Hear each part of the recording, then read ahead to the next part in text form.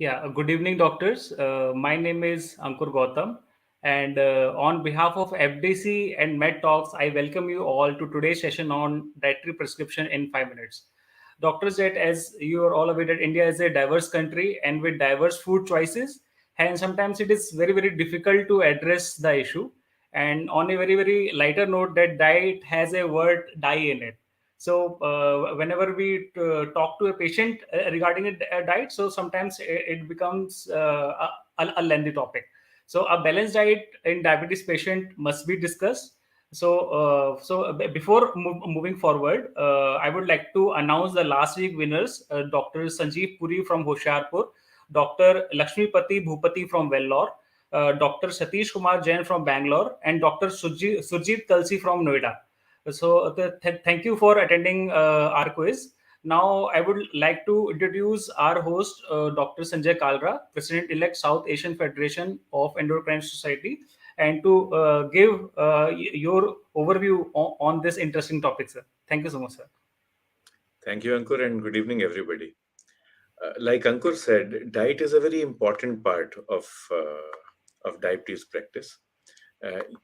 You can't work without that, right? Because diet is actually the cornerstone, the foundation of all treatment. I hope that my slides are visible now, Ankur. Yeah. So diet is important. Ideally, we should have a nutritionist, a dietitian working with us, but that is sometimes not possible. And you will find that even if you have a nutritionist who is qualified, who is well versed, he or she may not be able to handle the entire diversity of patients that you see. So now, time is important, and in my practice, I also have seen that it becomes difficult to explain diet. But over the years, we've tried to create a dietary prescription that you can offer within a few minutes to your patients. So allow me today to share two models of dietary prescription. And let's use both of them. Let us see the pluses, the minuses in them, and let us see if we can use them uh, to help our patients within a limited time frame. So let's see how we go, and let's see how we do for time. Now, what is the 3 by 3 by 3 diet? This is it. And it's quite alliterative when you speak in Hindi, but let's do both languages together today. So, when you talk to your patients about diet, you have to talk about multiple things. First of all, is diet pattern, the meal pattern, then the meal composition, then meal quantity, and meal sequencing. So, four things: meal pattern, meal composition, meal quantity, and meal sequencing. Let's do meal pattern. Now, most people with diabetes would benefit from a 3 plus 3 meal pattern. How did this 3 by 3 plus 3 come up? It came up because earlier we used to have bovine and porcine insulins, which were not very, they were very effective, but they were not very safe. They had a lot of index of variability. Coefficient of variability was high, and there used to be a high risk of hypoglycemia. So 3 plus 3 meal pattern was enjoined. Our sulfonylureas, the ones that we had earlier, glibenclamide is still being used some places. Chlorpropamide is not available anymore. These were very infamous for causing hypoglycemia. So again, a 3 plus 3 meal pattern was suggested. Now we have newer drugs where a 3 plus 3 meal pattern is not mandatory. But still, it would be a good idea to advise your patients to take small frequent meals, especially those with GDM, gestational diabetes mellitus. Now, I am aware there is a lot of discussion regarding keto diet, regarding intermittent fasting, regarding two meal diet. But these should be advised only to specific patients if there is a biological or a psychosocial need. And if you prescribe any kind of a restricted diet, that must be done keeping in mind the holistic perspective. What drugs the patient is taking, what other comorbid conditions the patient has, what is the job profile of a patient. Let us take examples for uh, biological reasons or biological indications. Children with epilepsy, some forms of childhood epilepsy are well treated with keto diet. So if you're managing uh, That particular kind of childhood epilepsy with keto diet, that's fine, but not otherwise, not for others. Keto diet can be taken by some people to reduce weight in a short period of time, but you will find that the speed is very good. People will lose weight very fast, but the velocity goes in minus. All that weight is going to come back. Let us look at psychosocial reasons now.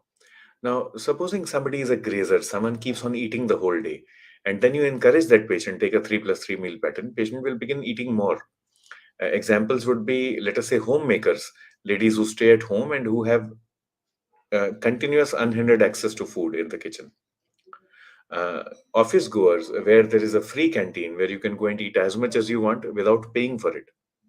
Here, it would be a good idea to suggest intermittent fasting. Other social issues. Supposing someone, let's say you have a Jain patient who has been fasting throughout his or her life from from dusk till dawn. And now you say, Madam, sir, we want to change your diet pattern. That is going to cause a lot of spiritual ill health, emotional ill health. So you might as well change your therapy and allow the patient to continue with that intermittent fasting if it suits him or her. The holy month of Ramadan will come end of March this year. And that is another type of intermittent fasting for 1 month. So if you have a patient who wants to fast during Ramadan from dawn to dusk, from suhoor to iftar, then we will change the therapy, provided that the risk benefit ratio is okay. So that was meal pattern. Now let's come to meal composition. So 3 plus 3 we had discussed for most people. Uh, Meal composition. One third of your plate should be cereals, millets, and starchy vegetables. One third should be colored vegetables, fruits, and salads. One third should be dairy products, meat or eggs, and dals or lentils. It sounds very alliterative in Hindi in most Indian languages. Ek tihai, one third, aloo, arbi, anaj, starchy vegetables, and cereals. One third, rangdar sabji, salad, fruit, colored vegetables, salads, fruits. एक तिहाई दूध देह और dal. So milk products, deh means flesh in Hindi, and dal, and also dry fruits, nuts. So see how easy it becomes to tell your patients. One third, one third, one third. What else is there? We've talked of meal distribution, we've talked of meal composition. Now let's look at meal quantity. So the bread that you make, it should be 3-inch diameter. That is one helping. The chapati or naan that you take should be 3-inch radius or 6-inch diameter. The vegetable portion should be 3 finger breads. How do you make your food tasty? You can use salt, spice, and sugar, at the most 3 teaspoons. How do you cook with cooking oil, ghee, or butter? So at the most 300 ml per head per month. What kind of utensils can we use? We can change the size of our plates. Try to reduce the size of the main plate. Take a 6-inch diameter plate at the most for rice or chapati, reduce that, but you increase the size of the bowls that you're using for dal or curry. So 3-inch diameter for that. And also the glasses that we use for beverages. If you're using a low calorie beverage like buttermilk, lassi, chaj, or water, that's fine.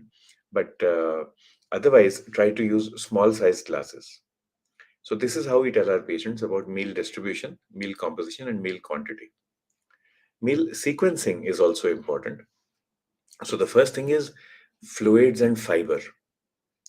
Fluids and fiber are mega nutrients. Water is a mega nutrient. Fiber is also a mega nutrient because it has mega effects. So first the mega nutrients. Drink water or buttermilk or kokum juice or whatever else you are taking. Take fiber, take salads. Then number two is protein. Then you move on to taking the dairy products, the meat or the dal that you have, whatever vegetables. Take a few spoonfuls, a few mouthfuls of this, and then you take the starch or the cereal that you are going to take. So the order of meal sequencing: first, fiber and fluids. 2, the green vegetables, the dairy products. And number three, the cereals or starchy vegetables. This was the 3 by 3 by 3 diet, and it's alliterative. It helps your patients remember this number 3. 3 is a powerful number. Another diet pattern that we have is something that we have used in our hospital. Disclaimer here is that this is a bit protein deficient, so you have to add proteins to this. So we say that we can do it within 2 minutes. Let's see if that is possible. So you look at the weight of the patient and divide by 10. So that is all the numeracy that is required. So suppose now my weight is 100 kg, divide by 10. So my magic number is 10. I also need to remember the portion sizes. One helping of salad would be around 200 grams of raw vegetables. One helping of cereal would be around 30 grams of uncooked cereal, that is wheat flour or rice. 30 grams of uncooked wheat flour or rice becomes 90 grams of cooked cereal because you are adding water to it. So it becomes three times. One helping of fruit also, you can take as 150 grams, 200 grams, or you can tell the patient it's the size of a cricket ball. One helping of dairy product would be equal to 200 ml of milk or curd. And one of my favorite questions in the OPD to the young boys and girls who comes is, uh, how much curd can you make from 100 ml of milk? And you get all sorts of answers. And then you tell them you have to go and help mommy in the kitchen tonight. So see how you can convert milk into curd. And that is a nice way of promoting numeracy. It is also a nice way of getting the children to get into the kitchen and learn how cooking is done. So these portion sizes help. So look at the magic numbers. Just two numbers you have to remember. 30 grams of uncooked cereal or dal is equal to 90 grams of cooked cereal or dal. One helping of salad or fruit or milk, roughly 150 to 200 grams or ml. With this, now we move on to weight divided by 10. So my weight was 100 kg, divided by 10 is equal to 10. That means 10 is the number of chapatis or rice helpings that I can take per day, divided in three major meals. And each helping, you remember, it was 30 gram chapati or 30 gram of uncooked rice, which becomes 90 grams of cooked rice. N is also equal to 10. So 10 is the number of side dishes to be consumed per day. And N is the number of grams of cooking oil to be consumed per day, 10 grams in my case. What are these side dishes? We divide into five. So the five helpings are fruits, vegetables, salads. You remember rangdar sabji, rangdar salad, rangdar fruit. One helping of lentils or meat, and another helping of milk. So 10 divided by 5 is equal to 2. So I will take two fruits per day, two vegetables per day, two salads per day, all 150 to 200 grams each. Two lentils or meat helpings per day. Lentil if I am vegetarian, and meat if I am, or egg if I am non-vegetarian. And two helpings of milk per day. And one helping we had said was 200 grams. So this is 2 minutes divided by 10. The example in front of you shows the data, the values for a 75 kg heavy individual. So 75 divided by 10 is 7.5. So 7.5 chapatis per day, or 7.5 helpings of rice per day, maybe 7.5 idlis, 7.5 side dishes per day, which will be 1.5 helping each of fruit, vegetable salad, lentils or meat, and milk. Now, this is not the same for everyone. All patients are different. So, for underweight patients, we add 10%. For overweight, you reduce 10%.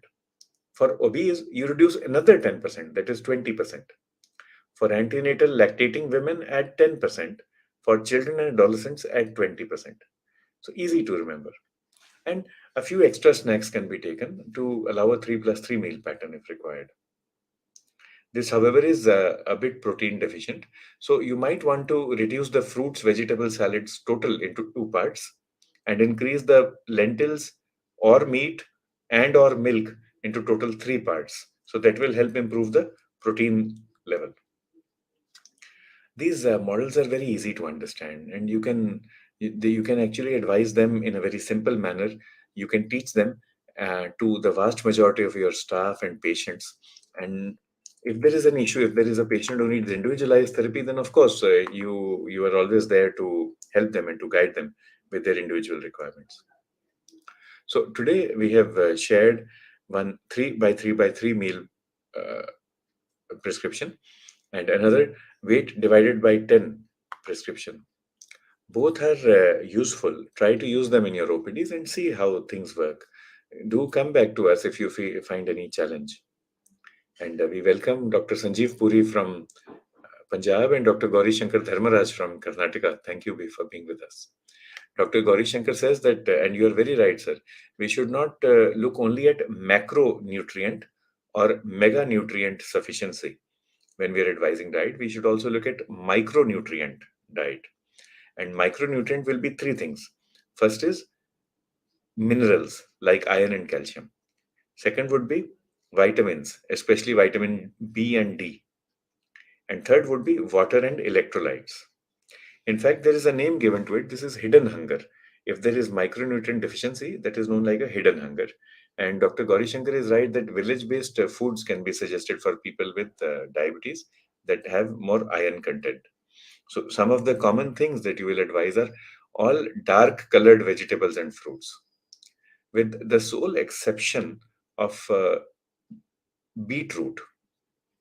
Beetroot is rich in color, but that is because of not because of iron or because of heme. It is because of a particular pigment, anthocyanin, I think. But you can encourage your patients to take more spinach. Different types of spinach are there across the country.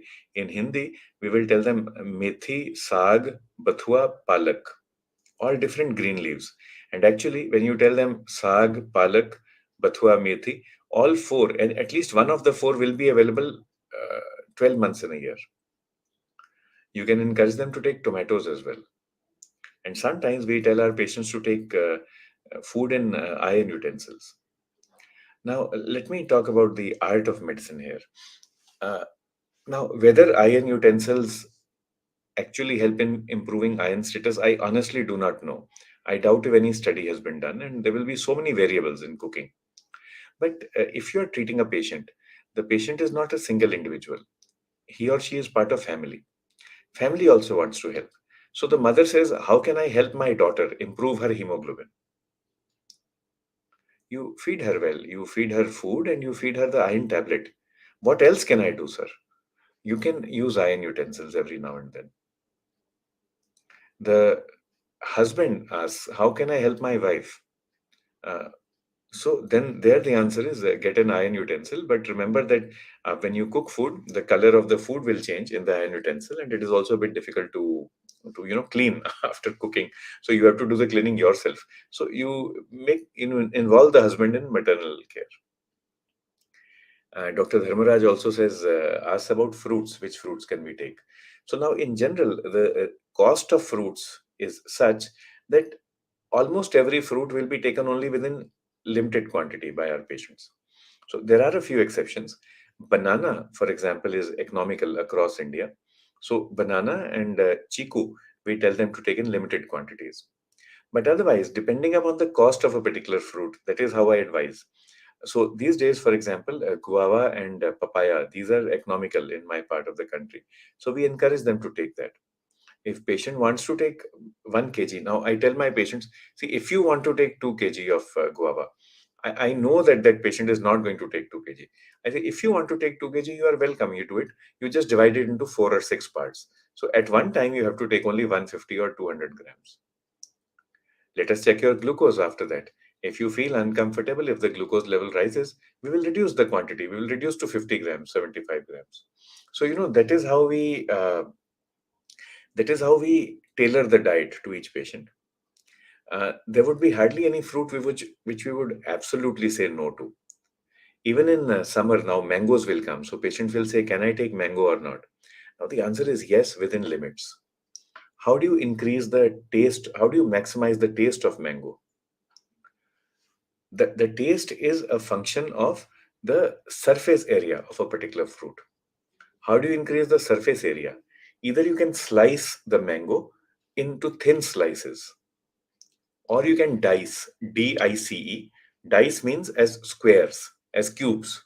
So if you cut any fruit into a cube or into thin slices, the uh, the surface area will increase, the taste will increase. So that is how we advise them.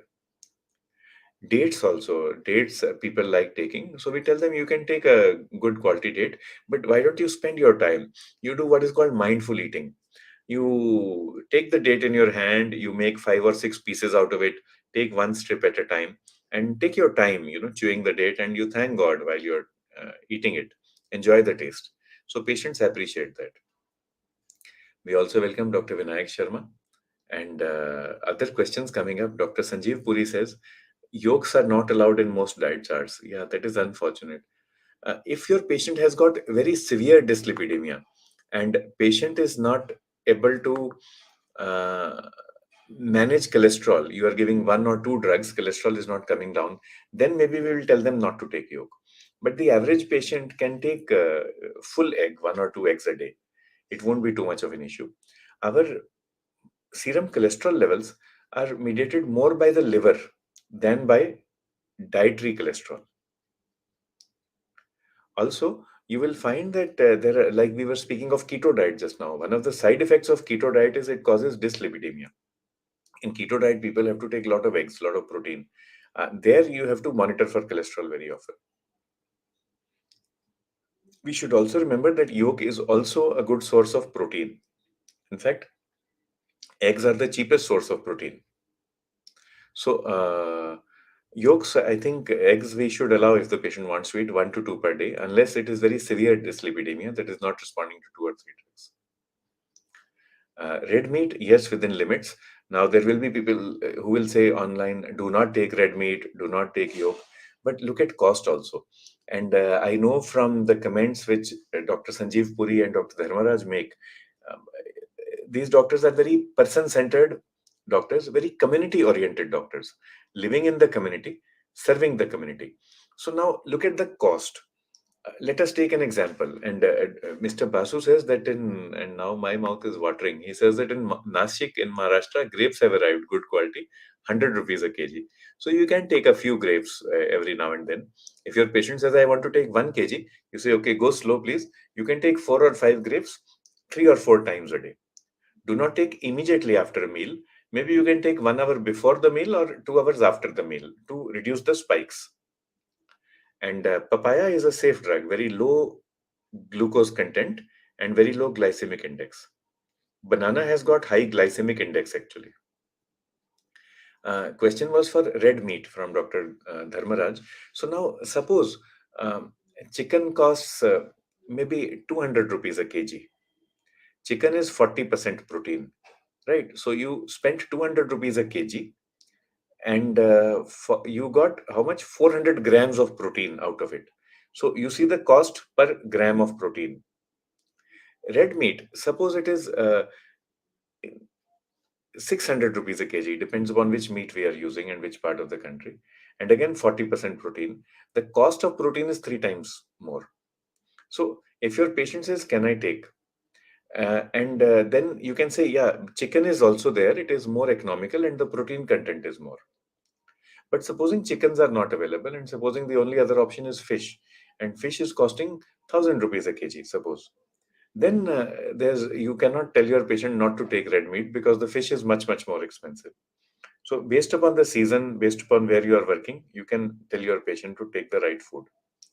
For red meat, if there is no other source of protein, I will tell my patients you can take it, just take it in small quantity.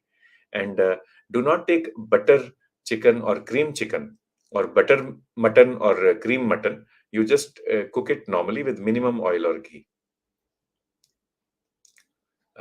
Question is any food to lower cholesterol levels. So one point is that in animal kingdom, cholesterol is present. In plant kingdom, there is no cholesterol.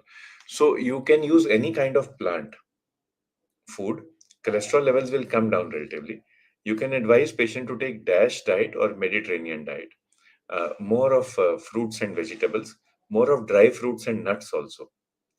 Remind the patient that the dry fruits and nuts should not be fried. They should not be fried in ghee or butter. Otherwise, the cholesterol will come from there. Controlling glucose itself reduces triglycerides. So if you have patient with very high LDL, how I counsel the patient is that this LDL is coming from the liver. Most probably, we will have to give medicines. If patient says, yes, I'll take, okay, go ahead.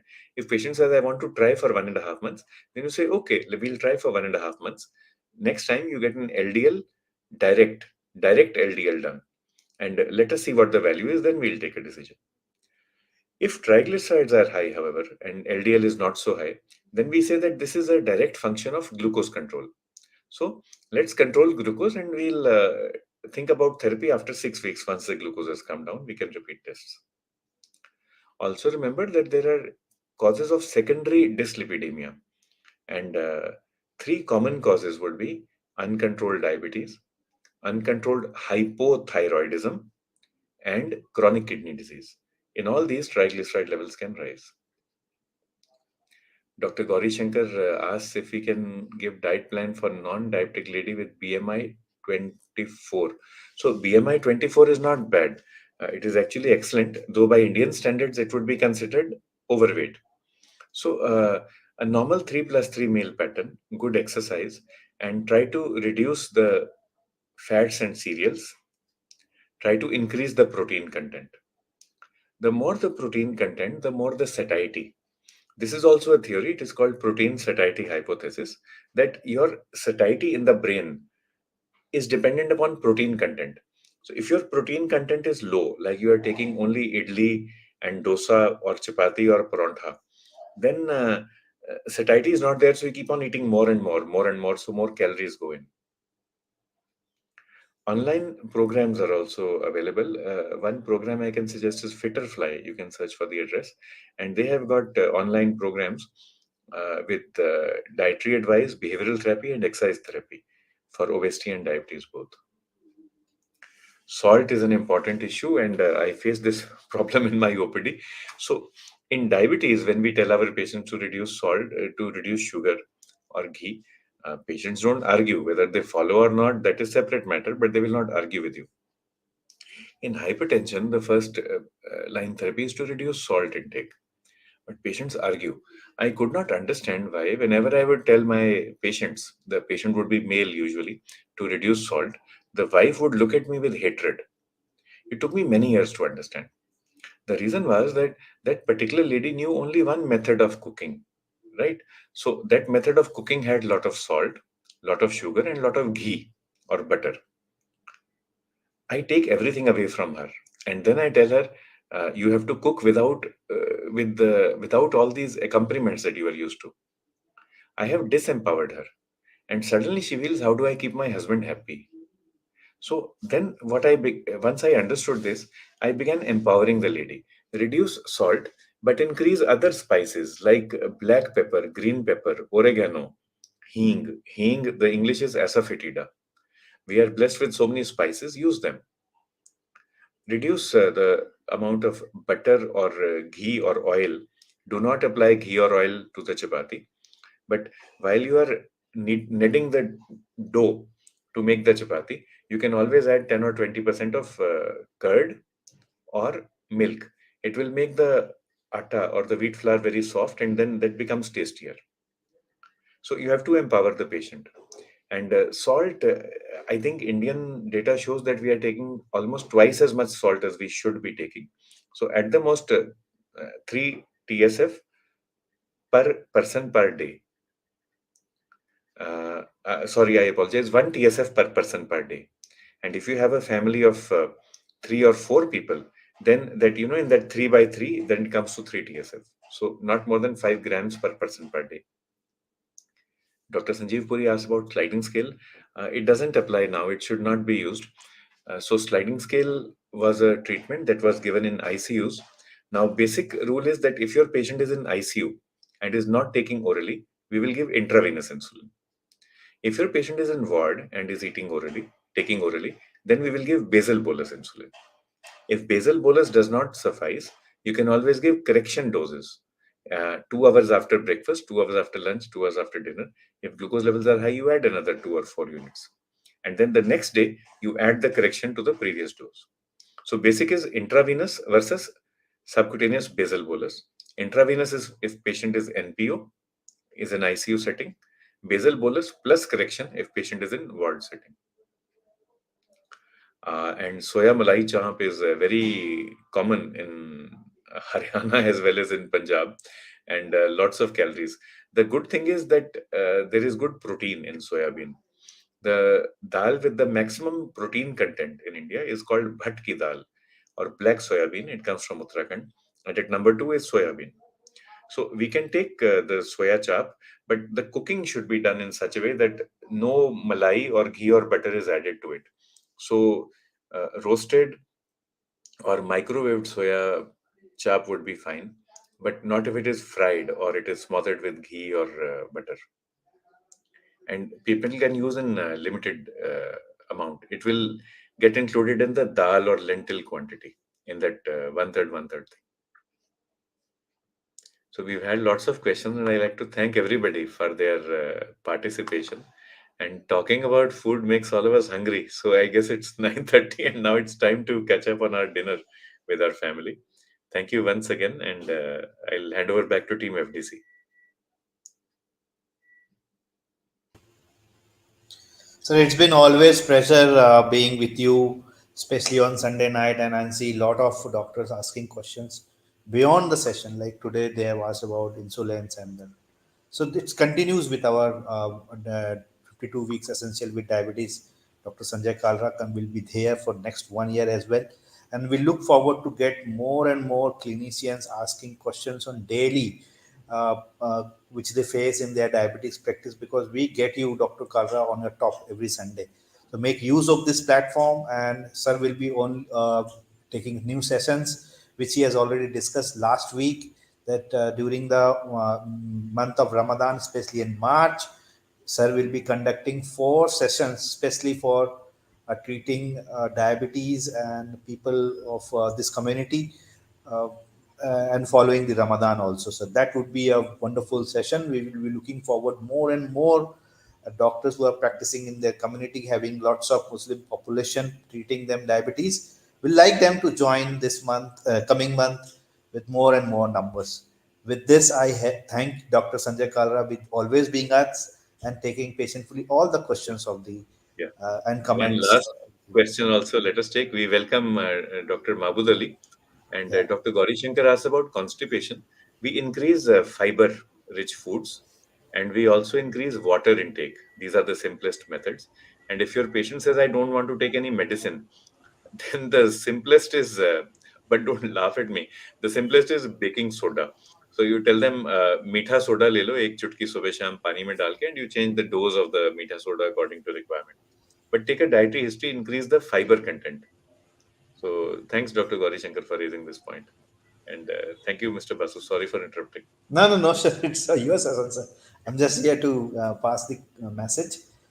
With this, I think we end this session, and we look forward to disseminate this. That we first time in last 2 years we have never taken this holy month of Ramadan as a period where we can actually help our clinicians how religious practice and clinicians requirement can be met in one platform. So I hope more number of physicians will be joining us on those months, sir. Thank you very much, sir. Good night. Jai Hind. Jai Hind.